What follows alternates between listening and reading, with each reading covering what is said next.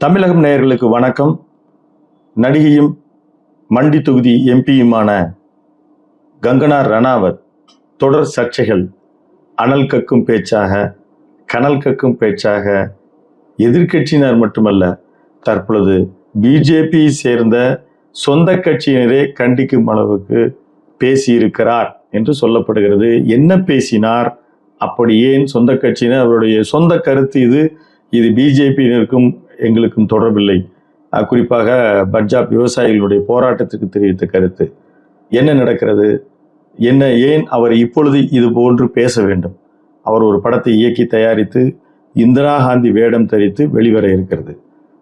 அதற்கும் இதனும் தொடர்பு இருக்கிறதா? வாருங்கள் பார்ப்போம். இது செய்திக்கு பின்னால். நடிகை செல்வி கங்கனா ராவத் அவர் தன்னுடைய 16 வயதிலிருந்து திரைப்படத்தில் மாடலிங் துறையில் முன்னேற வேண்டும் என்று தன்னுடைய வீட்டினுடைய அனுமதி இல்லாமல் கடும் போராட்டங்கள் செய்து இன்றைக்கு இந்த நிலையை அடைந்திருக்கிறார். ஒரு சினிமாவில் இந்த நிலையை, அதாவது இந்த நிலை என்றால் அவர் ஒரு நடிகையாக அடைவது மட்டுமல்ல, அவர் ஒரு படத்திற்கு திரைக்கதை எழுதியிருக்கிறார், வசனம் எழுதியிருக்கிறார். லட்சுமி பாய் என்று மணிகர்ணிகா என்கின்ற லட்சுமி பாய் சுதந்திர போராட்டத்தில் 1800களில் நடந்த ஒரு வரலாறு அடிப்படையிலான படத்தை கோ டைரக்டராக, தமிழில் வானம்னு ஒரு படம், கிருஷ்ண ஒரு டைரக்டர் இருந்தார், அவரோடு இணைந்து அந்த படத்தினுடைய கோ டைரக்டராக செல்வி கங்கனா ராவத் அவர்கள் படம் இயக்கியிருக்கிறார். அந்த மாதிரி ஒரு சுதந்திர போராட்ட வரலாறு, ஒரு பயோ பிக்சர் நடிப்பதில், தன்னை அப்படியே ஐக்கியப்படுத்தி கொண்டு நடிப்பதில் ரொம்ப திறமைசாலியான ஒரு நடிகை தான். ஃபிலிம்பேர் அவார்டுகளை நிறைய வாங்கியிருக்கிறாரு, 4க்கும் மேற்பட்ட அவார்டுகளை வாங்கியிருக்கிறாரு, பத்மஸ்ரீ அவார்டெல்லாம் பெற்றிருக்கிறார் கலையுலக சேவைக்காக. இப்படி இருக்கிறவர் ஒரு சமீபத்தில், குறிப்பாக ஒரு 5-6 வருடங்களாக தொடர்ந்து அவர் தெரிவிக்கின்ற அரசியல் கருத்துக்கள், ஒரு அரசியல் ஒரு பண்பாடு குறித்த படங்களை எல்லாம் அவர் எடுக்கிறாரு.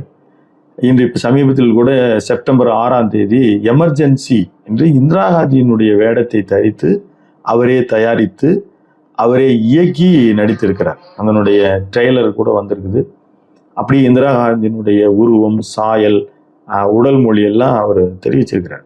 அந்த அளவுக்கு ஒரு நடிப்பில் ஒன்றி போகக்கூடியவர் தான். ஏன்னா அவருடைய அந்த இடமெல்லாம் அப்படி. கிரீஸ் காண்ட்னு சொல்லி ஒரு மிகப்பெரிய நாடக ஆசிரியர். அவர் ரொம்ப சிம்பிளாக காதலன் படத்தினுடைய வில்லன் அப்படின்னு சொல்லிடுவாங்க. ஒரு பெரிய நாடக ஆசிரியர். அவரிடமிருந்து பயிற்சி பெற்று ஒரு நடிப்பு பயிற்சி, இயக்கம், திரைக்கதை எழுதுவது எல்லாத்துலேயும் ஒரு தனித்திறன் பெற்றிருக்கக்கூடிய கங்கனா ரணாவத் இப்பொழுது விவசாயிகள் போராட்டத்தை குறித்து ஒரு கருத்தை தெரிவித்திருக்கிறார். இதற்கு முன்னால் பஞ்சாபில் விவசாய போராட்டத்தை குறித்து அவர் தெரிவித்த கருத்து, ஹரியானாவை சேர்ந்த குல்சந்தர் கவுர்ன்ற ஒரு பெண்மணி சண்டிகர் விமான நிலையத்தில் அவங்க ஒரு தொழில் பாதுகாப்பு படையினுடைய ஒரு வீரராக அங்கே பணியாற்றிட்டு இருக்கிறாங்க.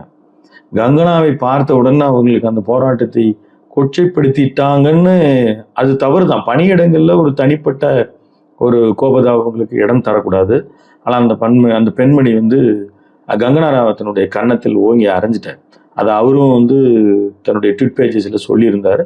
அதை உள்துறை அமைச்சருக்கு அவர் ஒரு கம்ப்ளைண்ட்டை சொன்னதன் அடிப்படையில் அவர் பணியிடை நீக்கம் செய்யப்பட்டு இப்பொழுது பெங்களூரு விமான நிலையத்தில் பணியாற்றுவதாக செய்தி குறிப்புகள் தெரிவிக்கின்றன. இந்த அளவிற்கு அவர் இந்த விஷயத்தில் ஒரு சென்சிட்டிவான விஷயத்த, தனக்கு தெரிந்த ஒரு மாற்று கருத்துக்களை எல்லாம் ரொம்ப வெளிப்படையாக வேகமாக தெரிவிப்பதில் அவர் ஏற்கனவே பாதிக்கப்பட்டிருக்கிறார். சிறு வயதிலிருந்தே இருக்குது. அது நமக்கு அவருடைய பயோ பிக்சர்ஸ் எழுதல. அவர் சிறு வயதிலிருந்தே இந்த மாதிரியான பாதிப்புகள் அவர் தொடர்ந்து சந்திச்சுட்டு வந்திருக்கார். மகாராஷ்டிரா கவர்மெண்ட் உத்தவ் தாக்கரே இருக்கும்போது பிஜேபிக்கும் உத்தவ் தாக்கரேவுக்கும் ஒரு எதிர்மான ஒரு மனநிலை போயிட்டு இருந்தபோது இவர் சொன்ன கருத்துக்கள், இவருக்கு ஒரு பட தயாரிப்பிற்கு ஒரு பில்டிங் இடிக்க நேரிட்டது. அதை தொடர்ந்து அவர் ஒரு ஜெட் பிளஸ்னுடைய பாதுகாப்பில் தான் அவர் இருக்கிறார். அது இப்படி ஒரு கொடுக்கப்பட்டதின் காரணமாக ஒரு பிஜேபியினுடைய ஆள் பின்னணியில் பிஜேபி இருக்கு அப்படின்னு அப்புறம் சொல்லப்பட்டது. ஏன்னா அந்த மாதிரி எல்லாம் அவர் பேசினார். அவர் ட்விட் பேஜஸ்ல இந்த இந்தியா பாரத் அப்படின்ற மாதிரி ஒரு பேச்சு ஓடிட்டு இருக்கும் பொழுது, பாரத்ன்ற பேர் மாற்றணும், நீங்கள் இந்தியர்கள்னு சொல்றதுல என்ன பெருமை இருக்கு, பாரதியர்கள்னு சொல்லி பாருங்க, அது எவ்வளோ பெருமையா இருக்கு தெரியுமா, இது மாதிரி நமக்கு அது ஒன்றும் வித்தியாசம் தெரியல. பட் அந்த அளவுக்கு அவங்க வந்து பிஜேபியை வந்து ஆதரிச்சாங்க. அதையெல்லாம் இப்போ பிஜேபி வந்து ரொம்ப ரசிச்சுது. ஆனால் இப்போ தொடர்ந்து வந்து விவசாயிகள் போராட்டம் குறித்து தெரிவிக்கிறாரு. மறைந்த ஒரு பாலிவுட் நடிகர் குறித்து அவர் செய்த ட்வீட் வந்து சர்ச்சையானது.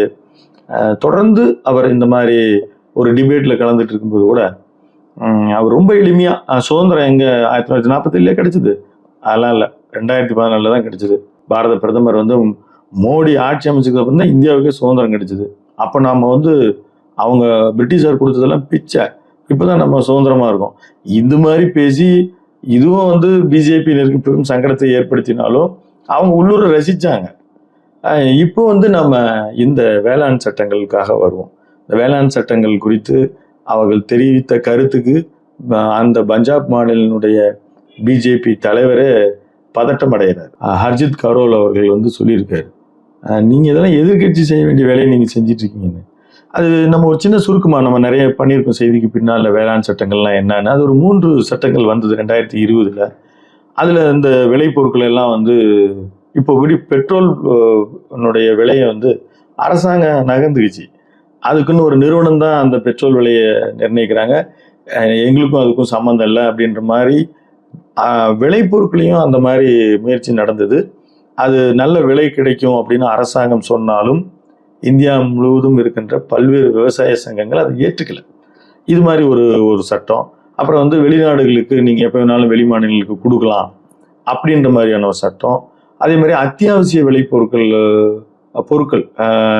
நீங்கள் வந்து அரிசி கோதுமையிலிருந்து வெங்காயம் தக்காளி எல்லாம் நீங்கள் உடனடியாக ஏற்றுமதி செஞ்சிட முடியாது, இன்னும் உள்நாட்டில் பஞ்சம் வந்துடும். ஆனால் இந்திய அரசாங்கம் வந்து 5 வருஷத்துக்கு தேவையான உணவுப் பொருட்கள்லாம் நம்ம இருக்குது, அதனால அத்தியாவசியம் அதை பதுக்கி வைத்தால் அது குற்றமில்லைன்ற வகையில் ஒரு 3 சட்டங்களை ஏற்றாங்க. இதை நாடு முழுவதும் எதிர்ப்பு தெரிவித்து நிறைவேற்றப்பட்டது. இனி நாங்கள் வந்து வாய்ப்பே இல்லை, நாங்கள் வந்து அதை வந்து வாபஸே வாங்க மாட்டோம் அப்படின்னு தான் பிஜேபி அரசும் கூட்டணி அரசுன்னு சொன்னாங்க. சிரோன்மணி அகாலிதளம்னு சொல்லி பிஜேபியினுடைய கூட்டணியாக இருந்தவங்களே முதல்ல இந்த சட்டத்தெல்லாம் குறித்து வெளியே வந்தாங்க. எல்லாருமே தங்களுடைய இனம் மொழி பண்பாட்டில் ரொம்ப உணர்வாளர்களாக இருந்தாலும் பஞ்சாபியர்கள் வந்து ரொம்ப விரைவாக அதை வெளிப்படுத்திக்கூடியவங்களாக இருப்பாங்க. இது மாதிரியான ஒரு போராட்டங்கள் மிகப்பெரிய அளவில் வெடிச்சு டெல்லி முழுவதும் அவங்க வந்து உணவுப் பொருட்கள் எல்லாத்தையும் தூக்கிட்டு வந்தாங்க, வந்து அங்கே வந்து இருந்து போராடினாங்க. பேச்சுவார்த்தை நடந்த பொழுது கூட அவங்களுடைய உணவுகளை எல்லாம் எடுத்துகிட்டு போய் தான் பேச்சுவார்த்தை நடத்தினாங்க. இந்த அளவுக்கு அவங்க இருந்த அந்த போராட்டத்தை அங்கே அரசியல் நகர்வுக்கு நிச்சயமாக எங்களுக்கு தோல்வி ஏற்படும் அப்படின்னு சொல்லி அந்த போராட்டத்தை மிகச்சரியாக அளவில் அடக்க தவறினார் அப்படின்ற ஒரு பெரிய முரண்பாடு கருத்துக்கள் தான் அங்கே கேப்டன் அமீந்தர் சிங்னு சொல்லி ஒருத்தர் வந்து காங்கிரஸில் சிஎம்மாக இருந்தார். அங்கே முரண்பாடு ஏற்பட்டு அவரை விளக்குறாங்க, வேற ஒருத்தர் கொண்டு வந்து வைக்கிறாங்க. பிறகு காங்கிரஸுக்கும் அங்கே பெரிய வெற்றி கிடைக்கல, பிஜேபிக்கும் வெற்றி கிடைக்காம ஆம் ஆத்மி கட்சி வந்து பஞ்சாபை ஆட்சி பிடித்ததையும் நமக்கு தெரியும். இந்த அளவுக்கு அந்த உணர்வுபூர்வமான போராட்டங்கள் இருந்த பொழுது இந்த போராட்டத்திற்கு வெளியிலிருந்து ஆதரவோ இல்லை தொழிலதிபர்கள்லாம் கொடுக்குறாங்கன்னு இருந்தது. ஆனால் போராட்டத்தினுடைய இந்த சட்டங்கள் எல்லாம் நீக்கப்பட்டுச்சு. நீக்கப்பட்டதுக்கு பிறகும் பிஜேபிக்கு பெரிய ஆதரவு கிடைக்கல. அந்த பாராளுமன்ற தேர்தல் முன்பு வரும்போது மீண்டும் ஒரு போராட்டம் நடக்குது. ஏன்னா கொடுக்கப்பட்ட வாக்குறுதிகள் எங்களுக்கு நிறைவேற்றலை அப்படின்னு சொல்லி மீண்டும் போராட்டம் நடக்கும்போது இதற்கு பின்னணியில் அயல் நாடுகள் இருக்குது அப்படின்ற செய்திகள்லாம் நாளிதழ்கள் வந்துட்டு இருந்துச்சு. ஆனால் நடிகை செல்வி கங்கனா ராவத்தை வந்து அவங்க பேசும் பொழுது இந்த போராட்டம் விவசாயிகள் போராட்டத்திற்குள்ள நிறைய கற்பழிப்பு சம்பவங்கள், நிறைய கொலை முயற்சிகள் இது மாதிரிலாம் நடந்துச்சு. அதே மாதிரி இனி அந்த போராட்டத்தை அரசாங்கம் ஏன் அந்த வேளாண் சட்டங்களை எல்லாம் திரும்ப பெற்றதுன்னா இந்த போராட்டத்தினுடைய வடிவத்தில் மிகப்பெரிய அளவில் மக்கள் வன்முறைகளும் ஆயிடுவாங்கன்ற காரணத்தினாலதான் இந்த சட்டத்தை பின்வாங்கினாங்கன்னு வெகு சமீபத்தில் ஒரு பேட்டியை சொல்லியிருக்காங்க. இதுதான் பிஜேபியினுடைய பஞ்சாபில் இருக்கக்கூடிய மூத்த தலைவர்களுக்கு பெரிய அதிர்ச்சியாயிருக்கு. என்னம்மா நீ இப்படி பேசுற, இதெல்லாம் எதிர்கட்சி பேச வேண்டிய பேச்சு, நீ கொஞ்சம் அமைதியாரு. அதே மாதிரி அவர்கள் கங்கனா ராவத் அவர்கள் பேசிய பேச்சுக்கும் பிஜேபிக்கும் எவ்வித சம்பந்தம் இல்லைன்னு உடனடியாக அறிக்கை சொல்லியிருக்காங்க. தொடர்ந்து அவர்கள் வந்து ஒரு விஷயம் தெரியாததா இல்லை தெரிஞ்சே பேசுகிறார்களா ஒரு திரைப்பட நடிகை மட்டுமல்ல, இன்னைக்கு ஒரு பாராளுமன்ற உறுப்பினர் மட்டுமல்ல, அவர்கள் வந்து ஒரு கதை விவாதம், ஒரு இயக்கம், ஒரு வசனம் எழுதுறாரு, வரலாற்று படங்கள்ல நடிக்கிறாரு. எப்படி அவங்களுக்கு இந்த மாதிரியான விஷயங்களை வேண்டும்னே அவங்க செய்யறாங்கன்னு தெரியல.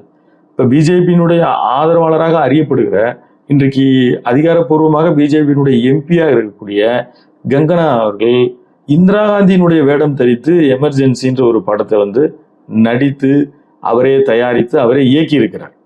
இப்போ அவர் எப்படி அதை இப்போ எமர்ஜென்சின்றதை பிஜேபி எப்படி சொல்லுவாங்கன்னு, இது வந்து ஒரு கருப்பு நாளாக நாங்கள் வந்து இத்தனை வருடங்களுக்கு பிறகு இந்த வருடம் அவங்க அறிவிச்சிருக்கிறாங்க. அப்போ அந்த படத்தினுடைய ஒரு ஆக்கம் எப்படி இருக்குன்றது அது ஒரு சர்ச்சையாக தான் இருக்கும்.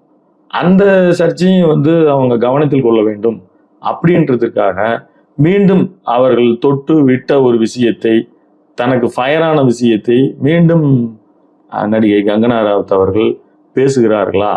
பட ப்ரமோஷனுக்காக பேசுறாங்களா? இல்லை தெரிஞ்சே பேசுறாங்களா? பாகுபலியை இயக்கிய ராஜமௌலியினுடைய தந்தை ஒரு புகழ்பெற்ற கதாசிரியர். அவர் தான் வந்து அந்த மணிகர்ணிகன் என்ற லட்சுமி பாய்க்கும் அவர் தான் கதை, அவர் தான் ஸ்கிரிப்ட் ரைட் எழுதி தராரு. இங்கே தலைவின்ற எழுதுறதுக்கும் அவர் தான் எழுதி தராரு.